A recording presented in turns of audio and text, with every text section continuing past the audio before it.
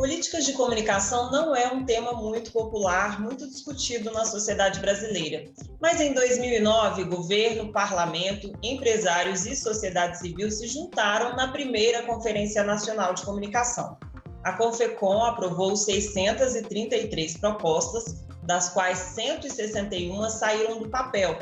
Esse modelo de conferência para discutir políticas públicas vale a pena?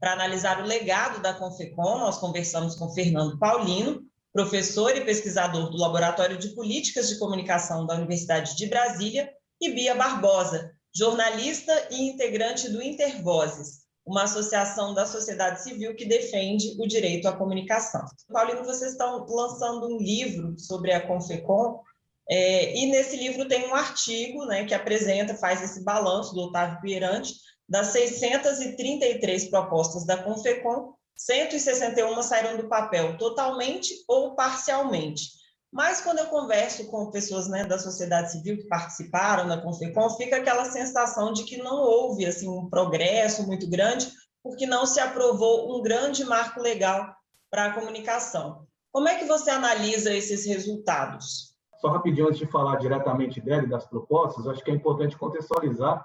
que o modelo de conferências nacionais no Brasil, ele vem de muito antes, né? Já a partir da década de 40, havia debates associados a outras áreas temáticas de políticas públicas, especialmente a partir da Conferência Nacional de Saúde, e esse modelo aplicado à saúde, educação, transporte, se baseou, né? Estimulou a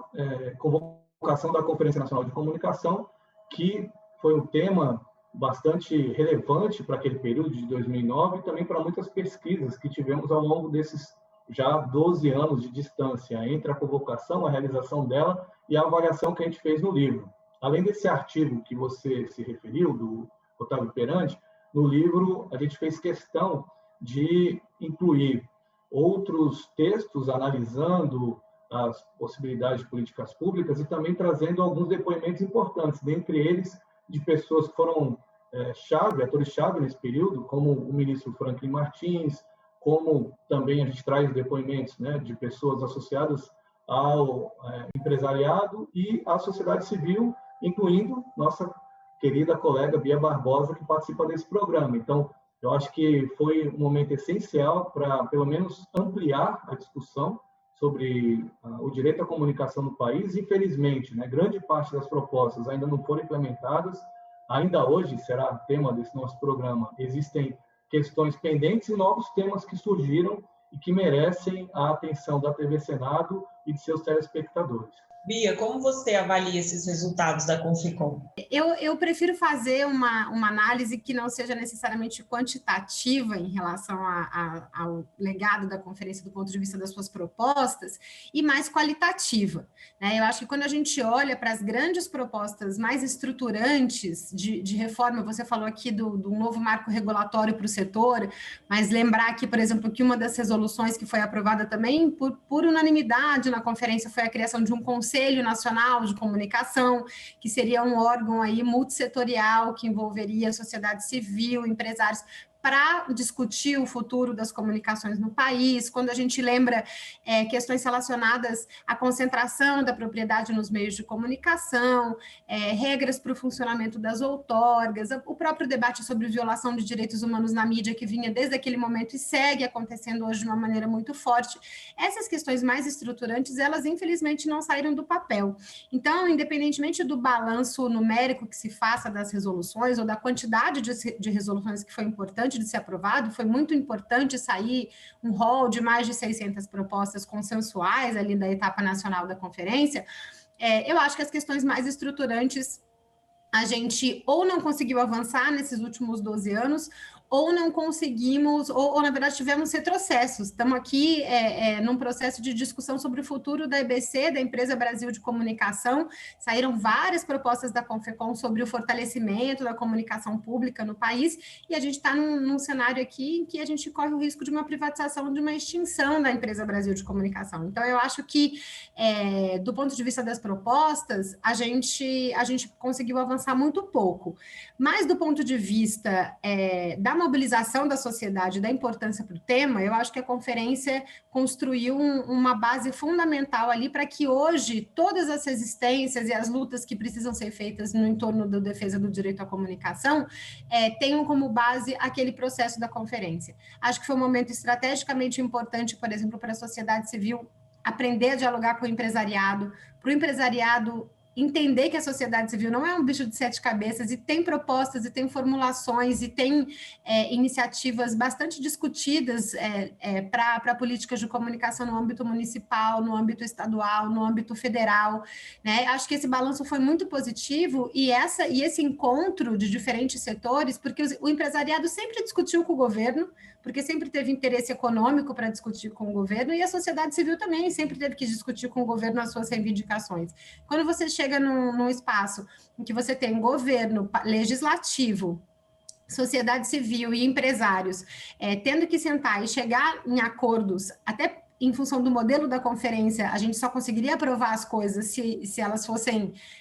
se elas tivessem um consenso significativo dentro dos diferentes setores. Isso foi um aprendizado muito grande que eu acho que nos ajudou, nesses últimos anos, a conseguir garantir poucos dos avanços que foi possível serem implementados depois da Conferência Nacional. Acho que a sociedade civil sai muito fortalecida, a luta pelo direito à comunicação sai fortalecida, o Fórum Nacional pela Democratização da Comunicação sai fortalecido desse processo, e acho que é isso que hoje está permitindo que essa luta continue sendo feita. Então, eu prefiro fazer um balanço, assim, olhando para as propostas também, mas olhando também para aquilo que a gente pode chamar de, talvez, de saldo organizativo dessa luta, que acho que a conferência foi muito importante para o Brasil hoje entender a centralidade do tema do direito à comunicação. O livro traz um anteprojeto de lei, que é um marco legal para o setor, mas muita coisa mudou desde então com as transformações tecnológicas e de mercado. Essa necessidade de regulação ainda existe no setor? E é uma regulação macro ou o ideal seria fazer um fatiamento e regular cada um dos itens, por exemplo, plataformas de streaming vídeo on demand, que é um debate que já está aqui dentro do Congresso? A regulação, acho que ficou ainda mais importante, né, porque no livro a gente analisou algumas das características históricas que organizam as políticas de comunicação e a ausência de algumas políticas para a área, e que acabam fortalecendo a concentração de mercado, a dificuldade de acesso à informação e à comunicação, a vulnerabilidade de públicos, especialmente, né, constituído de crianças e adolescentes, né, um público infanto-juvenil, de mulheres, deficientes,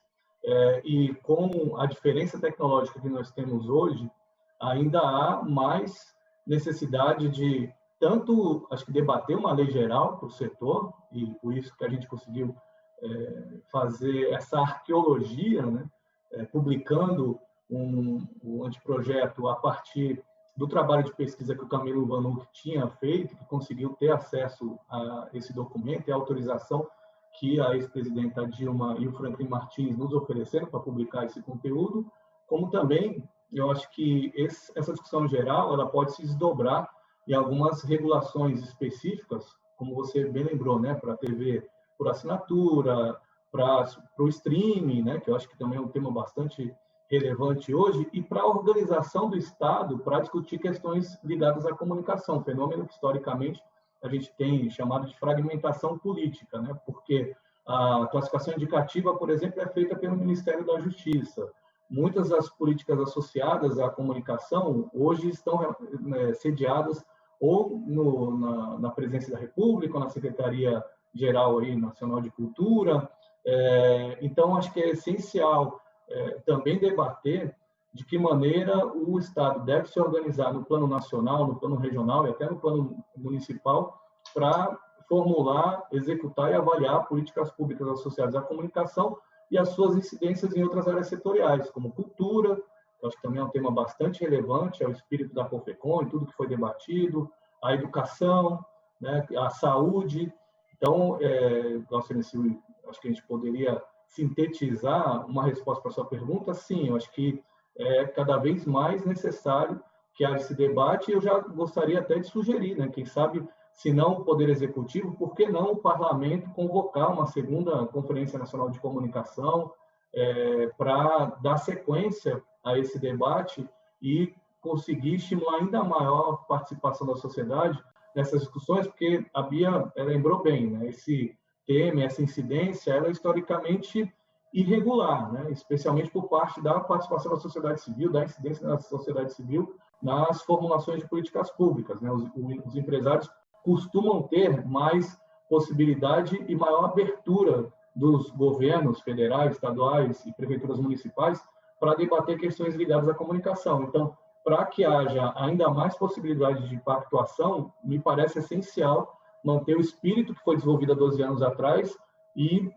a partir dele, conseguir realizar mais edições de conferências associadas à comunicação e, por isso, alcançar um público maior e de uma maneira mais instruída, mais bem informada, porque hoje a discussão acontece, especialmente pelas mídias sociais, com muitos vieses, com muitos filtros e com muitos interesses políticos e partidários que me parecem,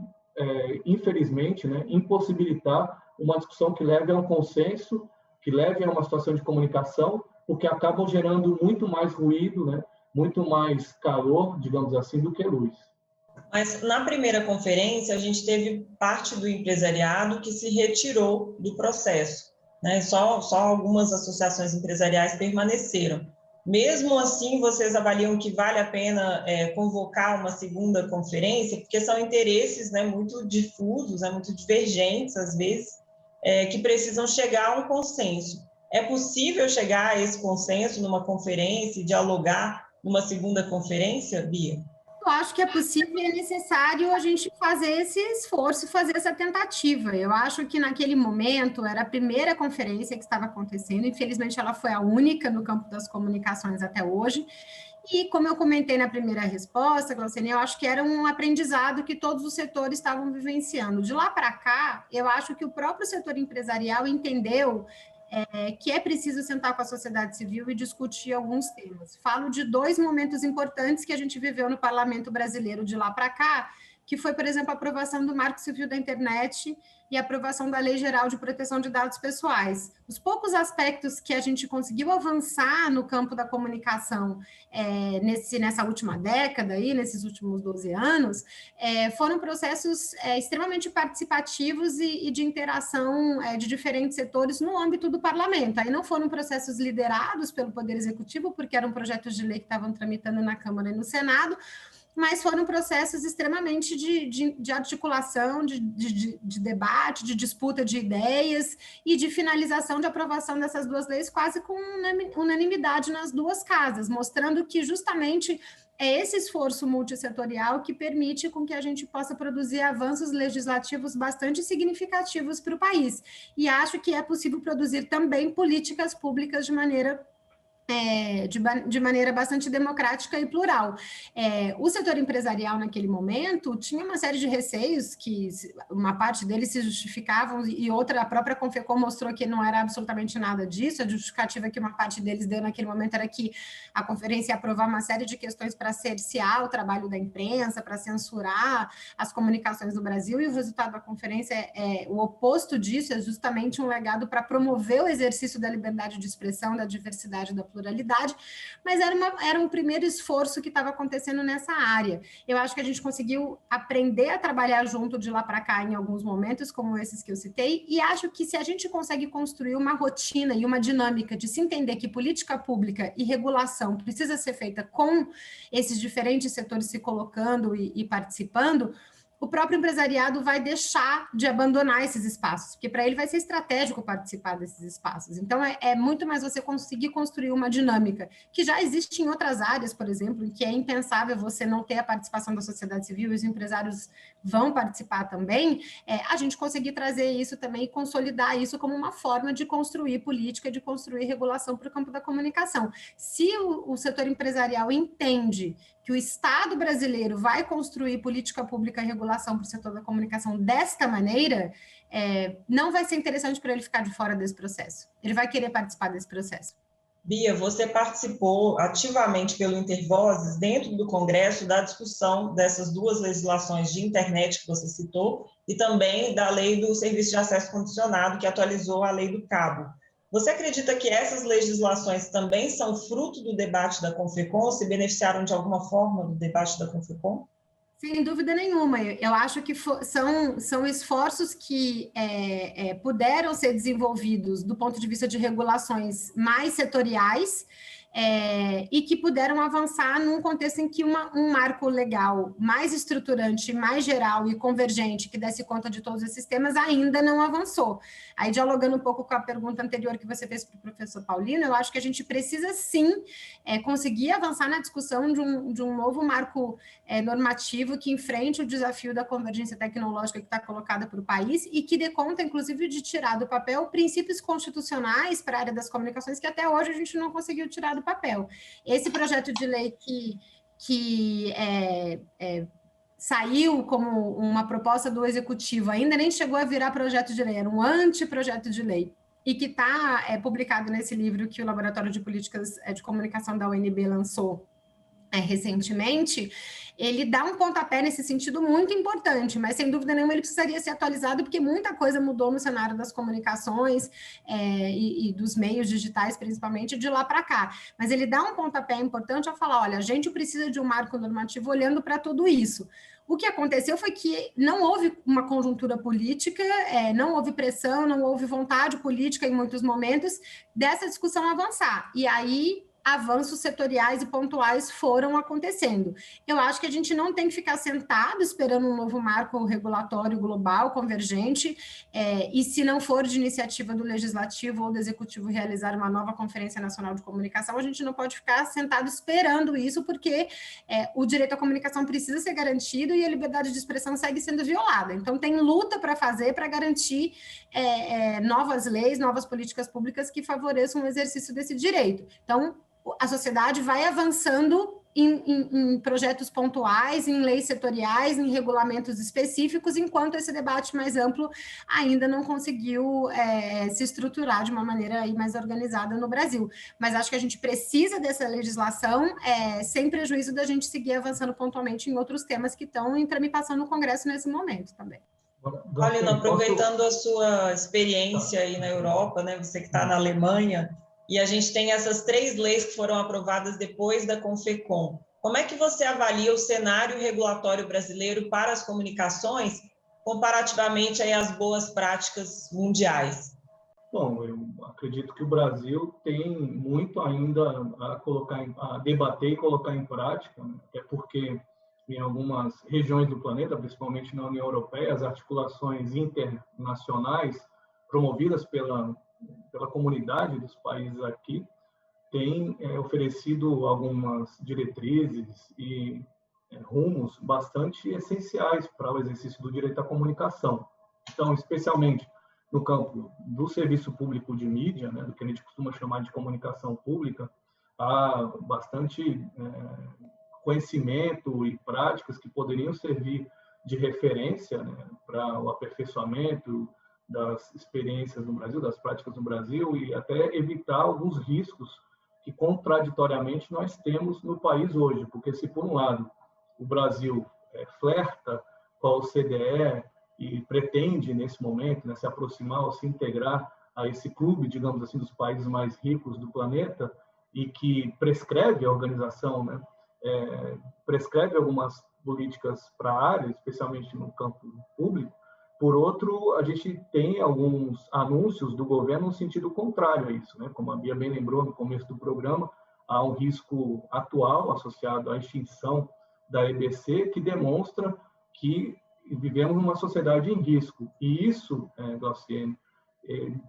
demonstra a necessidade de ainda mais diálogo do governo com a sociedade civil ou de, pelo menos, do empresariado com a sociedade civil, porque os veículos de comunicação estão em risco. Acho que esse é um ponto essencial para o debate que nós temos hoje, diferentemente do que acontecia 12 anos atrás. E eu acho que há uma possibilidade de acordos